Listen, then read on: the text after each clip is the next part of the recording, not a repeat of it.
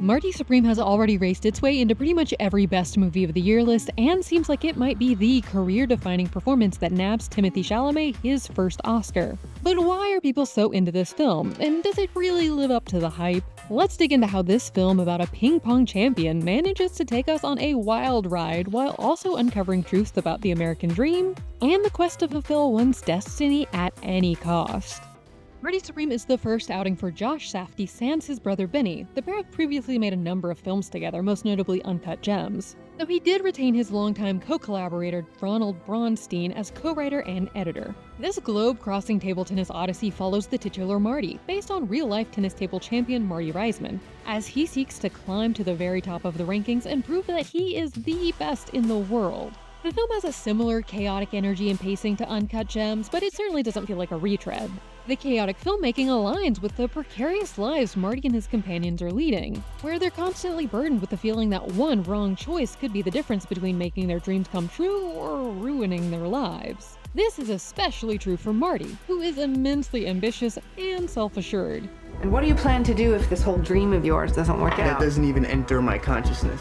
He might be an underdog, but he doesn't retain many of the qualities we see in many classic outsider protagonists. Far from imposter syndrome, Marty's problem is that he knows he's the best and he just can't get everyone else to jump on board. He's a hustler at heart, always able to figure out a scheme to make a quick buck when he needs to, and he very often does. Marty is in many ways a pretty unlikable main character, but the film keeps him just rooted to his humanity enough that we can continue to root for him even when we're cringing at or stressed out by his choices.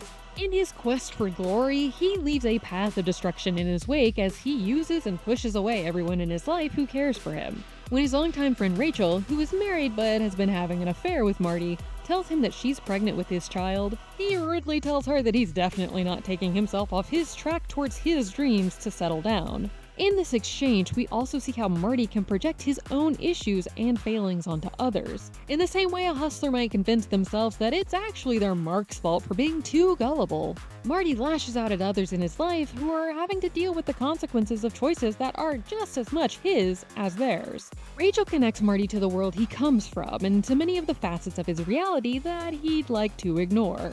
On the other end of the spectrum is Kay, the once famous actress that he meets and begins an affair with. They share another set of similarities. They're both a bit selfish and see a glimmer of what they want to be in the other. Marty, rich. Kay, young and vibrant. Koto Endo, the Japanese tennis table champion that Marty loses to in London, which sets him off on a quest for a rematch in Japan that sets the course for the end of the film, exists on the opposite end of the spectrum for Marty in a number of ways. He's calm and respectful and focused in a way that doesn't seem destructive to himself or others. But Marty and Koto also share an important factor that drives them.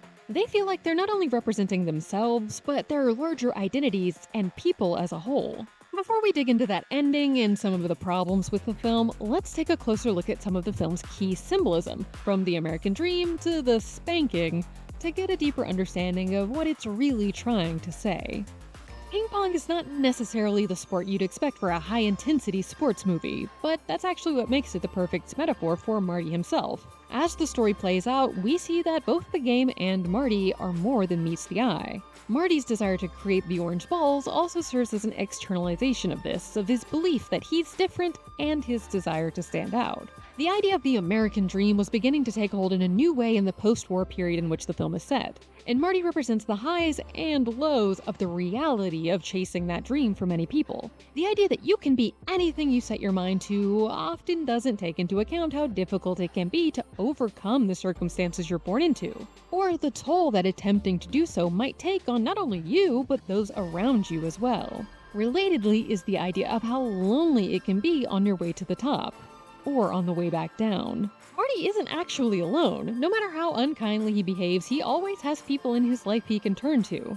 But in his single-minded quest, he sees himself as alone and separate from all others, which helps him justify his behavior, but also does lead to him feeling more and more unmoored. In the end, he does open himself up to connection, which we'll discuss in a second. We all want our dogs to live their best lives, but when it comes to their food, it can be difficult to strike a balance between what they like to eat and what's healthy for them. The Pets Table, personalized dog food from the team behind HelloFresh, is here to help. They offer 9 different recipes, all formulated with a board-certified vet nutritionist, with gently air-dried and human-grade fresh options, so you can feed your dog food that they love and that's good for them. The Pet's Table is minimally processed, which means that they're able to preserve all of those actually important nutrients like proteins, vitamins, and antioxidants that your dog needs to support a healthy coat, gut and immune health, and an active lifestyle. Their air-dried plan is shelf-stable, so you don't have to worry about prep either. You're also able to tailor your plan to your dog's need based on their age, weight, activity level, and more. They also have allergen-friendly and even seafood options. Your 2-week trial is also backed by the Pet's Table 100% money-back guarantee, so there's no risk. My dog Brittany has been loving her meals from the Pet's Table. She's getting up there in age, so it's been great to see her excited for her meals and feeling more energetic. And we love that there's no prep time. Help your dog live their best life with high-quality food from the Pet's Table. Take advantage of this limited time offer. Get 55% off your first box plus 10% off your next 2 at thepetstable.com and use code THETAKE55. That's thepetstable.com, code THETAKE55.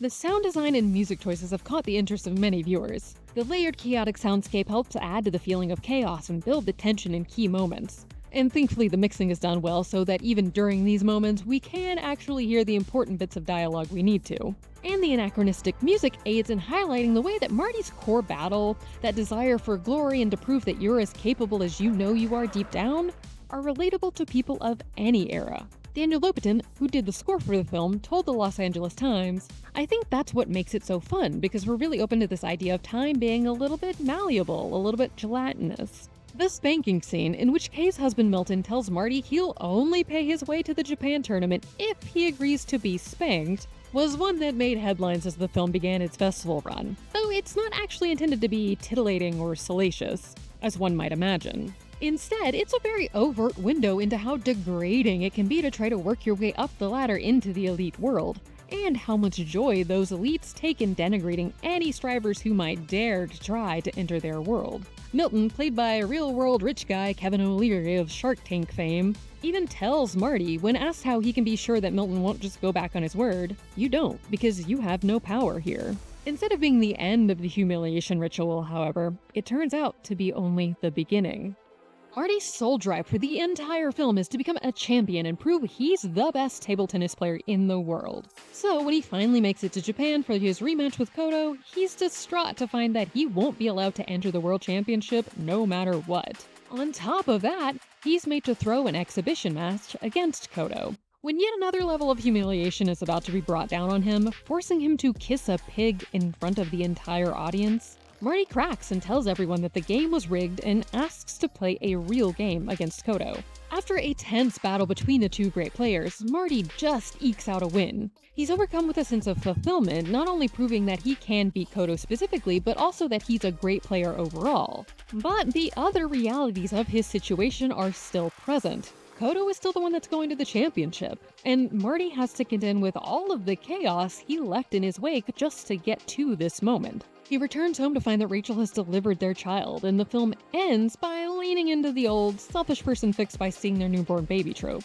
Having kids absolutely can change your outlook on life and the way you behave, and plenty of parents have spoken about how they did feel a major shift in themselves once they finally got to meet their kid. But the way this often plays out on screen can feel underbaked, like it's just an easy way to signify growth without actually having to show the character growing as a person. It does feel like kind of a quick turn of character in Marty's case, but it's also come after he's gone through a number of life-changing experiences in quick succession, like realizing he's going to be blocked from the thing he worked so hard for, but then also getting the opportunity to live out his dream in a way. All of these trials and tribulations we've seen Marty go through are what bring him to that point of his wall finally breaking down upon seeing his child. He's been working so hard on building this one specific idea of himself and his legacy, and now he's being confronted with a new legacy that reframes his entire self-conception. Marty Supreme isn't a perfect movie. At times it drifts far away from its central plot for moments that don't always feel fully fleshed out, its story at times feels lacking, etc. But overall, the parts that the film does do well, the performances, the sound design, the recreation of 50s New York City, the constantly building tension, all come together to create a very exciting whole in a crowd favorite film that isn't afraid of depth or being unlikable. If you've seen Marty Supreme, let us know what you thought about it in the comments. Do you think Timothée deserves the Best Actor Oscar for his performance? And make sure to check out our playlist featuring our other videos covering the films in this year's Oscar race. That's The Take. Click here to watch the video we think you'll love, or here to check out a whole playlist of awesome content. Don't forget to subscribe and turn on notifications.